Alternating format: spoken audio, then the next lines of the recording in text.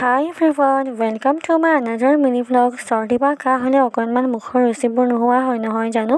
তেতিয়া যদি আপোনালোকে এনেদৰে চিকেন বনাই খায় তেনেহ'লে আপোনালোকৰ চৰ্দি বা কাহ এবাৰতে নোহোৱা হৈ যাব আৰু লগতে মুখৰ ৰুচিও ঘূৰি আহিব।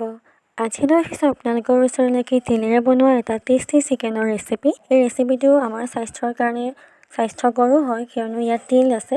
তিল যিহেতু আমাৰ স্বাস্থ্যৰ কাৰণে ভাল। আজি যিহেতু মোৰো অকণমান চৰ্দি ভাৱ হৈছিল সেয়েহে ৰেচিপিটো বনালোঁ আৰু ভাবিলোঁ আপোনালোকৰ লগত ৰেচিপিটো অকণমান শ্বেয়াৰ কৰোঁ। আগতেতো আইতাহঁতে এনেদৰে চৰ্দি কাহ হ'লে ভেদাইলতা নৰসিংহ এইবোৰৰ জোল বনাই খুৱাইছিলে নহয় জানো? আজি ময়ো একেবাৰে চিম্পল ষ্টাইলতে চিকেনটো বনাইছোঁ আৰু ভাবিলোঁ আপোনালোকৰ লগতো ৰেচিপিটো শ্বেয়াৰ কৰোঁ। কিন্তু ভিডিঅ'টো যিহেতু বহুত দীঘল হয়, মই কেনেকৈ বনাইছোঁ কি দিছোঁ ক'ব পৰা নাই, সেয়েহে আপোনালোকে সম্পূৰ্ণ ভিডিঅ'টো চাবৰ কাৰণে মোৰ ইউটিউব চেনেললৈ যাব। মই এই ভিডিঅ'টোৰ লিংকত সম্পূৰ্ণ ভিডিঅ'টোৰ লিংকটো দি দিম, আপোনালোকে চাব বুলি আশা কৰিছোঁ। আজিলৈ বাই বাই।